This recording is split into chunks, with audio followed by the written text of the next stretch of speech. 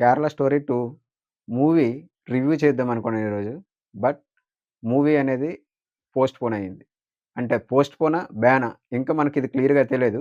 దాని గురించి మనం తెలుసుకోవాలి. అండ్ మెయిన్ ఏంటంటే, ఈ మూవీ రిలీజ్ కాకపోవడానికి మెయిన్ కారణం 'శ్రీదేవ్ నబుంద్రి' అంటే ఈ లాయరు ఈ మూవీ పైన పిటిషన్ ఏశారు. ఈ మూవీ టీజర్ ఎప్పుడైతే రిలీజ్ అయిందో, ఆయన టీజర్ పైన ఏశారు. ట్రైలర్ పైన ఇంకా ఎయలేదు. ట్రైలర్ పైన కూడా అంటే చేశారు. కానీ ఆయన ఫస్ట్ ఏసిందేంటంటే టీజర్. అందులో అది చూసి టీజర్ ఎప్పుడు రిలీజ్ అయింది మనకి 30లో ఎప్పుడో రిలీజ్ అయ్యింది. కానీ మూవీ రిలీజ్ అయిన ఒక 3 రోజులు రిలీజ్ కాబోతున్న 3 రోజుల ముందు వేశారు. ఆయనేసింది 19లో వేశారు.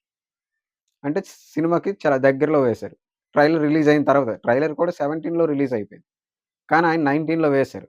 మేబీ అంటే తప్పు లేదు. ఎందుకంటే ట్రైలర్ వరకు ఆయన వెయిట్ చేయొచ్చు. అది కూడా చూసి ఏంటి అసలు ఏం చెప్పాలనుకుంటుండ్రు. సో, ఆయన దీనిపైనైతే పిటిషన్ ఏశారు. కేరళని కొంచెం తప్పుదోవ పట్టేస్తున్నారని. నిజం నేను ఈ పాయింట్ అయితే కొంచెం ఒప్పుకుంటాను. అంటే పూర్తిగా కాదు. కొంచెం. ఎందుకంటే 'కేరళ స్టోరీ 2' అనుకుని అంటే ఇప్పుడు ఫస్ట్ అవని, ఇదవని అసలు ఈ 'కేరళ స్టోరీ' అనే టైటిల్ ఎందుకు పెట్టారో అర్థం కాలేదు నాకు. 'కేరళ స్టోరీ' అని పెట్టకంట అంటే ఈ మూవీకి వేరే ఏ టైటిల్ పెట్టైనా సరే తీయొచ్చు. ఎందుకంటే ఇప్పుడు హిందూ, ముస్లిం అనేది కేవలం కేరళకి సంబంధించిన కాదు కదా! మొత్తము నేషనల్ వైడ్‌కి సంబంధించింది. ఇప్పుడు ఎక్కడ చూసినా మెయిన్ ఎక్కువెక్కడ అటు ఢిల్లీ వైపులో జరుగుతున్నాయి. ఉత్తరప్రదేశ్‌లో ఎక్కువ జరిగాయి. అసలు నార్త్‌లో ఎక్కువ జరుగుతుంది. కానీ ఇదెందుకు కేరళ అనుకుని కేవలం కేరళ స్టోరీ అనుకుని పెట్టారనేది నాకిప్పటికి అర్థం కాలేదు. సో, ఆయనైతే అంటే ఫస్ట్ పాయింట్ అయితే నేను కూడా అగ్రీ చేస్తాను. ఇది కేరళనైతే కొంచెం తప్పుదోవ పట్టించేలాగా ఉంది. నెక్స్ట్ అసలు ఏం చెక్ చేయకుండా ఎలాగా మీరు అదే సీబీఎఫ్‌సీ వాళ్ళు దీనికి సర్టిఫికేట్ ఇచ్చారో నాకు అర్థం కావట్లేదనుకోని ఆయన వేశారు. సో, దాని మీదేంటంటే కోర్ట్‌లో 24థ్‌లో అంటే మూవీ రిలీజ్‌కి ముందు ఒక 3 డేస్ ఈరోజు రిలీజ్ అవ్వాలి కదా! 27 సో, దానికి 24థ్‌లో వేశా. దాని గురించి చర్చ అయింది హైకోర్ట్‌లో. అయిన తర్వాత అక్కడ వీళ్ళు అంటే ఈ డిస్కషన్ వీళ్ళు చెప్పారు. అదే శ్రీదేవి గారు. నెక్స్ట్ దీనికి మూవీ ప్రొడ్యూస్ టీమ్ ఉంటది కదా! ఆ మూవీ ప్రొడ్యూస్ టీమ్ కూడా దీనిపైన వాళ్ళ పాయింట్స్ వాళ్ళు పెట్టారు. ఎందుకంటే ఇక్కడ మూవీ ప్రొడ్యూస్ టీమ్ పెట్టినవి కూడా మనకి ఖచ్చితంగా వాళ్ళు పెట్టినవి కూడా రైటే అనిపిస్తది. ఎందుకంటే మూవీ ప్రొడ్యూస్ టీము ఒక మాట చెప్పారు. ఇంతకుముందు ఇలాంటి మూవీస్ హిందూ పరంగా కూడా అంటే ఇక్కడేంటంటే కేవలం ఇస్లామిక్ మతాన్ని కొంచెం చూపిస్తున్నారు, ఎక్స్‌పోజ్ చేస్తున్నారని చెప్పారు కదా! అలాగైతే ఇంతకుముందు మరి చాలా మూవీస్ ఆళ్ళు మూవీస్ నేమ్ అయితే ఇక్కడ పర్టిక్యులర్‌గా పెట్టలేదు. ఎందుకంటే వీళ్ళు కూడా అదే ఇండస్ట్రీ నుండి వచ్చిన వాళ్ళు కాబట్టి అక్కడ మూవీ నేమ్ ఒక్కటే మెన్షన్ చేయలేదు. బట్ అక్కడ కొన్ని విషయాలు చెప్పారు. హిందూ మతాన్ని తక్కువ చేసి కొన్ని సినిమాలొచ్చాయి. ఈ క్రైస్తవ మతాల్ని కొన్ని అంటే ఇప్పుడు అంటే నా పర్స్‌పెక్టివ్‌లో ఆ మూవీస్ నేనేమనుకుంటానంటే, 'పీకే' అంటే ఇది అందరికి బాగా తెలిసిన మూవీ. హైయెస్ట్ గ్రాసింగ్ వచ్చిన మూవీ. అందులో మళ్ళీ అమీర్ ఖాన్ గారు నటించారు కాబట్టి, మెయిన్ 'పీకే' గురించి మనము 'పీకే' మూవీలో చూసేటప్పుడు ఒక దగ్గర శివుడిని సారీ శివుడిని ఆ గెటప్ ఏసేసి బాత్రూమ్‌లలో పరిగెత్తించడం, వీధుల్లో పరిగెత్తించడం ఇవన్నీ దాక్కోవడం ఇవన్నీ మనకు చూపిస్తారు. కానీ అలాంటప్పుడు ఏ హిందువు కూడా అంటే ఆ సినిమా రిలీజ్ అవ్వొద్దని దానిపైన కేసేటి వేయలేదే. ఇలా పిటిషన్‌లేమి వేయలేదే. అండ్ ఇంకొకటి మీకు 'ఫాయిద్ ఫైజల్' ఆయన హీరోగా నటించిన 'ట్రాన్స్' అనే మూవీ ఉంటది. మలయాంలో మలయాళంలో. అండ్ మలయాళంలో ఇంకో మూవీ కూడా ఉంది 'దేవదాసి.' ఈ మూవీ ఇంకా దారుణంగా ఉంటది. అందులో 'పోజర్‌నే' చాలా తక్కువ చేసి చూపిస్తారు. మెయిన్ విలనే ఆయన అక్కడ. అంటే ఇప్పుడు అదే మూవీ 'నాని' గారి ఫిల్మ్ కూడా ఏదో ఒకటుంది. అందులో కూడా అందులో 'నాని', 'సాయి పల్లవి' గారు ఉంటారు. అందులో కూడా 'దేవదాసి' క్యారెక్టర్ అందులోటు ఒక పోజరే తప్పు చేస్తూ ఉంటాడు విలన్‌గా. అంటే ఇలాంటి చాలా మూవీస్ వచ్చాయి. అది చూపించాలి. ఎందుకంటే హిందువైనా సరే నేను కూడా హిందువైనే. హిందువులు కూడా ఎవరైనా తప్పు చేస్తే అక్కడ చూపించాలి. దానికి పర్యవసానాలు ఎలా ఉంటాయో అది కూడా చెప్పాలి. ఇక్కడ ఆ మూవీస్ అన్ని వచ్చేటప్పుడు ఏ హిందూ కూడా మమ్మల్ని ఇలాగ తక్కువ చేసి చూపిస్తున్నారు అంటే మెయిన్ బ్రాహ్మిన్సే కదా! వాళ్ళని ఇక్కడ విలన్స్‌గా చూపిస్తున్నా సరే ఏ హిందువులు కూడా ఎందుకు పిటిషన్ వేయలేదు. అంటే అది ఖచ్చితంగా తప్పైతే ఎక్స్‌పోజ్ చేయాలి. సో, ఇక్కడ అలాంటివే జరిగాయి. అలాంటప్పుడు ఏ మూవీస్ పైన కూడా పిటిషన్‌లు వేయలేదు కదా! ఈ మూవీస్ పైన ఎందుకేస్తున్నారు? అంటే 'కేరళ స్టోరీ 2' పైన ఎందుకేస్తున్నారంటే, అది వీళ్ళు అక్కడ పాయింట్ పెట్టారు. అది నిజమే అంటే నా పర్స్‌పెక్టివ్‌లో అది నిజమే అనిపిస్తుంది. అండ్ ఇంకొకటి కూడా వీళ్ళు చెప్పారు. ఏంటంటే, ఇప్పుడు ఇది ఫ్రీడమ్ ఆఫ్ స్పీచ్ కిందే వస్తది. అది మన ఇండియాలో ఉంది కదా! ఇది కూడా అంటే చెప్పడం కూడా మా హక్కు కదా! అనుకోని ఇది కూడా చెప్పారు. అండ్ మూడో పాయింట్ వచ్చేసి నాకు ఇది కొంచెం ఎంతవరకు కరెక్టో కన్విన్స్ అవుతారనేది మీరే చెప్పాలి. ఎందుకంటే ఒక మూవీ అనేది ఒక 2 అవర్స్ మూవీ లేకపోతే 3 అవర్స్ మూవీ అవని. ఖచ్చితంగా ఒక ఫెయిత్‌ని చేంజ్ చేసేస్తదా అని. ఒక నిజాన్ని అది ఇప్పుడు ఒక ఏదైనా నిజమనుకో, ఆ నిజం ఎప్పటికీ మారదు. ఎవరో ఒక ఫిక్షనల్‌గా తీయడం వల్ల, లేపోతే వేరే వేరే విధంగా ఒక మూవీ తీయడం వల్లో, ఒక ఫెయిత్ అనేది ఖచ్చితంగా చేంజ్ అవుతదా అనుకోని కూడా వీళ్ళడిగారు. ఎందుకంటే ఇదే ఇప్పుడు బెటర్ ఎగ్జాంపుల్ ఏంటంటే ఇదే. ఇప్పుడు క్రిస్టియన్స్ ఎవరైనా 'ట్రాన్స్' అనే మూవీ తీసిన తర్వాత వాళ్ళందరూ హిందువులుగా కన్వర్ట్ అయిపోయారా? అక్కడ మెయిన్ క్రిస్టియన్స్ వాళ్ళెవరో ఫాదరో సంథింగ్ అందులో అతని క్యారెక్టర్ ఫాదర్ కాదు. సంథింగ్ ఏదో ఉంటది. ఆయన ఇప్పుడు ఆయనే స్పీచ్‌లు ఇస్తూ ఉంటాడు. ఇప్పుడు దేవదాసిలు అంటే బ్రాహ్మిన్స్ ఇలాగుంటారు. ఇలాగ అనుకున్నప్పుడు అదే హిందువులేమన్నా మారిపోయారా? అంటే 2 అవర్స్ గాని, 3 అవర్స్ మూవీ ఖచ్చితంగా ఒక ఫెయిత్‌ని చేంజ్ చేసేస్తది అనుకోని డిసైడ్ అయితే, ఇప్పటి వరకు మనకి అంటే కొన్ని వయలెన్స్ మూవీస్ గాని చాలా అంటే చాలా వచ్చాయి. ఇదేంటంటే ఓకే. వీళ్ళు చెప్పిందేంటి ఫస్ట్ ఆఫ్ ఆల్ ఇక్కడ సినిమా వాళ్ళది కూడా. మేము ట్రూ ఈవెంట్స్‌ని బేస్ చేసి మూవీ తీసామన్నారు. ఈ ట్రూ ఈవెంట్స్ అయితే ఖచ్చితంగా ఉన్నాయి. అంటే ఆ బేస్డ్ మీద తీశారు. తీసిందేంటంటే కేరళ స్టోరీ అని పెట్టకంట మీరు ఇంకా వేరే ఏ నేమ్ పెట్టున్నా సరే నాకు తెలిసి ఇక్కడ కేరళ స్టోరీ పెట్టడం వెనకాల కూడా ఏదో ఒక పాలిటిక్ రీజన్ ఉంటదేమోని నా పర్సనల్ ఒపీనియన్. అది నేను మాత్రం చెప్తున్నాను. ఎందుకంటే ఇప్పుడు కేరళలో ఓకే. వీళ్ళు ఫర్ ఎగ్జాంపుల్ 'లవ్ జిహాద్' అనేది కేరళకి సంబంధించిందే కాదు. ఎందుకంటే అది ఉత్తరప్రదేశ్‌లోటే ఎక్కువగా ఉంది. బీహార్‌లో ఉంది. సారీ జార్ఖండ్‌లో జైపూర్‌లో ఉంది. ఢిల్లీలో ఉంది. ఇవన్నీ ఉంది. అంటే ఎక్కువ నార్త్ సైడే ఉండేటప్పుడు కేరళ అని కూడా ఎందుకు పెట్టారో నెక్స్ట్ కేరళ అనేది ఇప్పుడు ఫర్ ఎగ్జాంపుల్ బీఫ్ కూడా అటు సైడు తింటారు. కానీ కేరళలో బీఫ్ ఎక్కువ తింటున్నారు. ఇది కూడా ఎక్కువే మెన్షన్ చేశారు. దీనికేమైనా రీజన్స్ అంటే ప్రూఫ్స్ లేవనుకోని అంటే దీనికి కూడా ప్రూఫ్స్ ఉన్నాయి. మనకు లాస్ట్ ఇయర్‌లోటనే ఆమె పేరు చేంజ్ చేసుకున్న తర్వాత ఫస్ట్ ఆమె హిందూ. తర్వాత ఆవిడని బలవంతంగా ఒక ముస్లిం అబ్బాయి నమ్మించేసి, ఆ ముస్లిం అబ్బాయి పేరు కూడా బక్తవర్. యాహ్!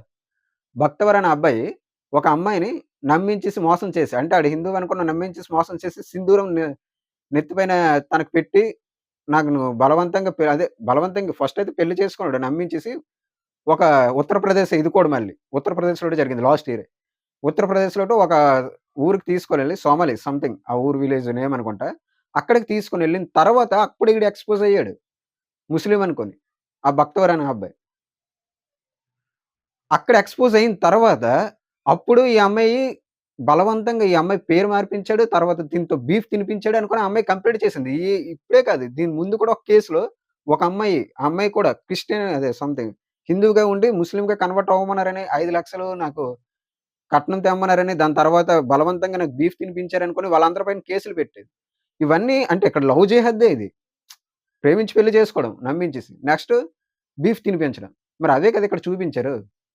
ఇవన్నీ ప్రూఫ్స్‌తో ఉన్నాయి. కానీ ఇక్కడేంటంటే ఇప్పుడు నా వరకొచ్చేసరికి కేరళ స్టోరీ అనే ఒకే ఒక్క రీజన్. కేరళ స్టోరీ అని పెట్టకంటే ఓకే. దీనికి ఇంకొకటి నేను కేరళ స్టోరీ అని పెట్టడానికి మెయిన్ ఒక రీజను నా పరంగా బలంగా ఉండేది ఒకటి చెప్తాను వినండి. కేరళలో ఇప్పుడు కొన్ని మనకి యూట్యూబ్‌లోటు గాని, ఇప్పుడు ఇన్‌స్టా‌లోటు చాలామంది కేరళ నుంచి రియాక్ట్ అవుతున్నారు. బీఫ్ అనేది మేము అందరము తింటాము. మాక్సిమం మోర్ దెన్ పీపుల్స్ ఇక్కడ కేరళలో అందరూ బీఫే తింటారని కొన్ని వీడియోలు చాలా అంటే బహిరంగంగా పెడుతున్నారు. అంటే అదేదో గొప్ప విషయంలాగా. ఓకే. ఉండొచ్చు. అంటే ఇప్పుడు ఈ స్టోరీ వస్తుంది. బీఫ్ తినిపించడం ఇది ఒకటి పెట్టారు కాబట్టి దీని పరంగా మీరు వీడియోలు పెట్టొచ్చు. కానీ పెట్టే ముందు కొంచెం వాళ్ళేమంటే అందులో చెప్పారు. మాకు సివిక్ సెన్స్ ఉందనుకోని. ఉంటే పెట్టరు ఖచ్చితంగా. అంటే మీరు ఫాలో అవుతున్నారు. ఓకే. ఇప్పుడు ఎంతోమంది తిన్నవాళ్ళు కూడా ఉంటారు కదా! హిందువులు. మేము హిందువులమే. మేము బీఫ్ తింటున్నాము. ఇది మా కేరళలో మా సివిక్ సెన్స్ ఉంది. మాకు లేదనుకోని అంటారు. హిందువులు కేవలం అదే కేరళలో బీఫ్ తింటున్నారు అనుకోని వాళ్ళు ఆ వీడియోలు పెడుతున్నారు. అదేమని అడిగితే వాళ్ళు మళ్ళీ దానికి వేరేలాగా అంటే బీఫ్ అనేది కేవలం ఆవుకి తినకూడదు. మేము బఫెలోను తింటున్నాము అనుకోని అంటారు.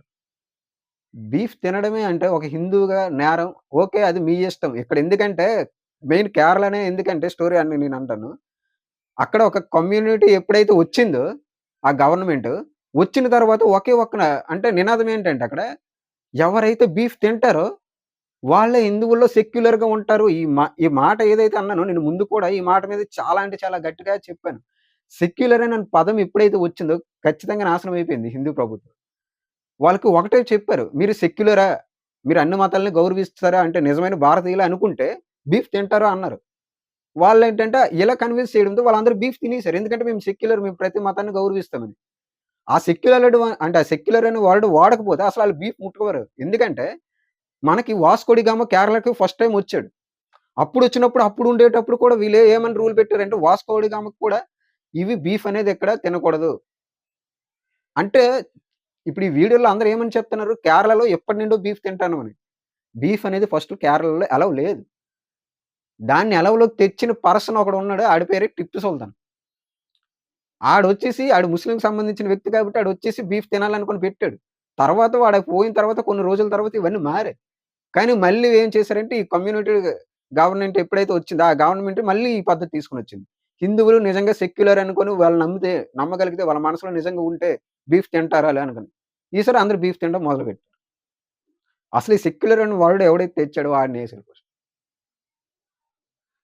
దీనివల్ల ఇప్పుడు నిజంగా మిగతా ఏ ఒక్క రాష్ట్రాల్లో కూడా మెయిన్ ఎస్పెషల్లీ మన ఇక్కడ ఇండియాలోటు ఈ బీఫ్ అనే దాన్ని ఇంత ఎక్కువ ఫేస్ చేసింది అదే ఈ బీఫ్ అనే వర్డ్‌ని ఇంత క్రిటిక్స్ ఎందుకంటే ఆ యొక్క మెయిన్ కేరళలోటి ఇది ఎక్కువ మొదలైంది. ఆ టిప్పు సుల్తాన్ వల్ల, నెక్స్ట్ ఈ కమ్యూనిటీ గవర్నమెంట్ వల్ల, వీళ్ళ వల్లే అక్కడ తినాలా తినకూడదు, తినాలా తినకూడదు. ఇప్పటికి ప్రజలు చాలామంది కేరళలో తినట్లేదు. అంటే ఇంకోటేంటంటారంటే వాళ్ళు అక్షరాస్యత ఎక్కువ కలిగిన రాష్ట్రం కదా! మాది ఇండియాలోటేని నంబర్ 1. ఇది బీఫ్ తినడం వల్ల మాదేమైనా పోతుందా? చెడిపోతుందా? ఈ లిటరేచర్ ఏమైనా తగ్గిపోతుందా? ఇవన్నీ అని మాట్లాడుతున్నారు. అంటే బీఫ్ తినడం వల్ల మీకు ఆ గ్రోత్ అయిపోతుందా? మొన్నటికి మొన్న ఆస్ట్రేలియా వెళ్ళడానికి కేరళలో చాలా మంది ఫేక్ సర్టిఫికేట్‌లు పెట్టారు. వాళ్ళెవరు బీఫ్ తినట్లేదయితే. అంటే బీఫ్ తినేసి మాకు కామన్ సెన్స్ ఉంది, మాకు సివిక్ సెన్స్ ఉంది, బీఫ్ తినకపోనోళ్ళకి లేదు ఇవన్నీ అంటే కాదు. అంటే ఇదేంటంటే మన ఇండియాలో ఒక మంచి మూవీ రిలీజ్ అవ్వాలంటే, ఒక మంచి పని జరగాలన్నా జరగదు, ఒక మంచి మూవీ రిలీజ్ అవ్వాలన్నా అవ్వదు. అసలు ఇండియాలో మంచనేది జరగడానికే చాలా టైం పడతది.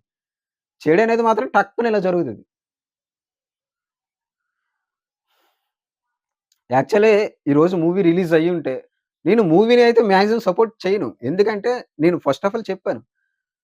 కొన్ని ఫిక్షనల్‌గా ఉంటాయి. కొన్ని రియాలిటీకి దగ్గరగా ఉంటాయి. ఇప్పుడు మూవీ అనేది ఒక కమర్షియల్ ప్రొడక్ట్. అది కేవలం అంటే రియాలిటీకి దగ్గరగా కొన్ని తీశారనుకోండి, మాక్సిమం కొంచెం నిరాశ పడొచ్చు. వీళ్ళేంటంటే కొన్ని ఫిక్షనల్‌గా యాడ్ చేస్తారు. ఆ యాడ్ చేసేవి కొంచెం కొన్ని వర్డ్స్ అయితే నిజంగా గట్టిగే ఉన్నాయి. దానికి నేను కూడా కానీ ఇక్కడ కేరళ స్టోరీ అని పెట్టడానికి మెయిన్ అందరికి రీజన్. ఎందుకంటే ఇప్పుడు కేస్ వేసిందేమి ఇండియాలో ప్రతి రాష్ట్రం కాదు కదా! కేరళ కదా! ఇప్పుడు ప్రెజెంట్ అయితే ఈ కేసు హైకోర్ట్‌లో ఉంది. వీలైనంత వేగంగా ఈ మూవీ రిలీజ్ అవ్వాలని నేను కోరుకుంటాను. నాలాగే ఎంతమంది కోరుకుంటారో కింద కామెంట్ చేయండి ఫ్రెండ్స్. సో, ఈ వీడియో గాని మీకు నిజంగా అంటే ఇన్ఫర్మేషన్ వర్తీ అనిపిస్తే కొంచెం సబ్స్క్రైబ్ చేసుకొని లైక్ చేయండి. Thank you guys.